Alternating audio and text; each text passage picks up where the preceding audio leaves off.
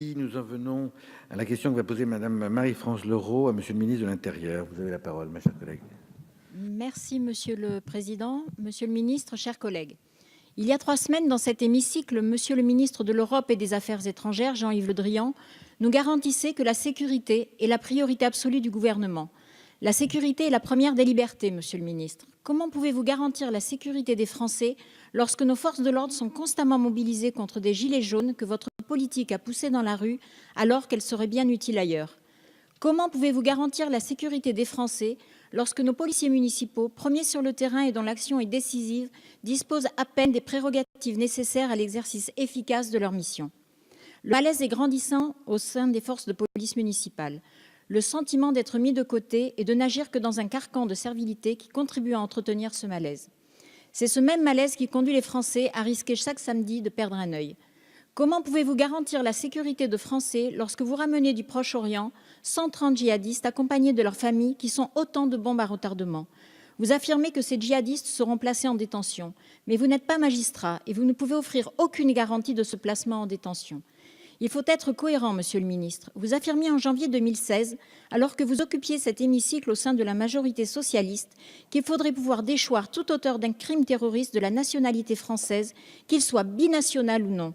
Lors de la révision constitutionnelle voulue par François Hollande pour permettre cette déchéance, vous l'avez soutenu en saluant son courage et sa cohérence et en soulignant l'importance de dépasser les clivages lorsqu'il y va de l'intérêt général. Aujourd'hui, vous venez affirmer que ces gens sont des Français avant d'être des djihadistes. Les Français, Monsieur le ministre, ce sont ceux qui considèrent, pour 80% d'entre eux, selon un sondage IFOP en février 2018, que ces djihadistes doivent être jugés et condamnés sur place. Madame le garde des Sceaux nous a annoncé par ailleurs qu'une trentaine de djihadistes seraient relâchés dans nos rues en 2019. Il ne semble pas que votre politique emprunte le chemin de la sécurité. Il faut se donner les moyens de ses ambitions, Monsieur le ministre. Si la vôtre est réellement la sécurité des Français, agissez en conséquence. Je vous remercie. Monsieur le ministre. Président, Mesdames et Messieurs les députés, Madame la députée, votre question revêt plusieurs aspects. D'abord sur le premier point concernant donc la gestion du mouvement des gilets jaunes et ses conséquences, donc qui effectivement, je vous le confirme, mobilisent énormément d'effectifs, notamment le samedi, sur des tâches de gestion de l'ordre public qui effectivement détournent, je vous le confirme, les effectifs des missions de sécurité publique ce jour-là, mais seulement ce jour-là. Ça ne nous empêche pas la gestion de ce mouvement qui revêt un caractère souvent extrêmement violent et qu'il faut condamner. Et permettez-moi de relever, quand on va manifester pacifiquement, on ne risque pas de perdre un œil. On risque de perdre un œil quand on s'en prend violemment aux forces de l'ordre, quand on veut investir des institutions. Et les forces de l'ordre répondent de manière toujours proportionnée. Et vous savez, le nombre d'actes de tirs de LBD qui ont été pratiqués, d'usage d'armes intermédiaires qui ont été pratiqués, sont toujours proportionnés par rapport à des agressions qui sont extrêmement violentes. Pour autant, cette crise des gilets jaunes, cette gestion de l'ordre public qui a lieu souvent le samedi, ne nous empêche pas tout au long de la semaine de déployer la police de sécurité du quotidien et d'être présent sur l'ensemble du territoire national.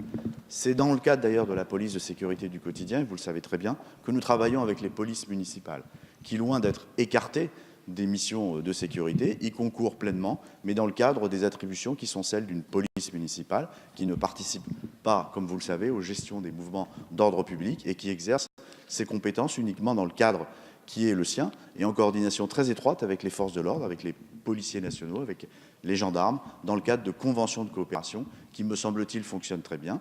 Et c'est ce qu'a d'ailleurs révélé le rapport qui est issu donc de cette assemblée, donc de M. Fauvergue et de Mme Toureau, et que nous sommes en train d'examiner pour savoir de quelle façon nous allons mieux associer les polices municipales à l'action qui est menée. Concernant les djihadistes, donc je vous redis que l'ensemble de ces individus donnent lieu font l'objet de procédures judiciaires, le plus souvent pour association de malfaiteurs en vue d'un crime terroriste, qu'ils sont donc tous judiciarisés, il y a des procédures en cours, et vous savez que j'ai eu la fierté et l'honneur de diriger un de ces services de renseignement, la Direction générale de la sécurité intérieure, qui est notamment en charge des procédures judiciaires concernant ces djihadistes, et je vous confirme qu'ils font tous l'objet de procédures judiciaires, et que ce qui nous tient à cœur dans ce dossier, vous dites que nous considérons qu'ils sont français avant d'être djihadistes, ce n'est pas exactement la réalité. Ce sont des djihadistes français, et ce qui nous tient à cœur, c'est d'assurer la sécurité des Français. Et la dispersion de ces individus, encore une fois, ça n'est qu'une hypothèse, mais nous y travaillons, la dispersion de ces individus pourrait avoir des conséquences dramatiques pour la sécurité des Français. En tout état de cause, je puis vous confirmer que si ces individus venaient à remettre le pied sur le territoire national, ils seraient immédiatement interpellés et incarcérés, et certains le sont pour des peines de prison qui sont bien plus longues que celles que citait Madame Marine Le Pen. Et en tout état de cause, pour ceux qui ont purgé leur peine, et vous avez cité un chiffre que je vous confirme, cette année, en 2019, ce sont 33 personnes qui ont été condamnées pour des faits de terrorisme qui sortiront de détention. Mais ces individus sont suivis par les services de renseignement et notamment par le service que j'ai eu l'honneur de diriger, qui est un service qui travaille sur le haut du spectre. Et vous imaginez bien que personne n'est lâché dans la nature. Je vous remercie de votre attention. Très brièvement, Madame Leroux. Oui, merci beaucoup pour votre réponse, j'entends bien. J'espère juste que ces personnes qui vont être lâchées seront absolument suivies. Il en va de la sécurité de notre pays. Je vous remercie.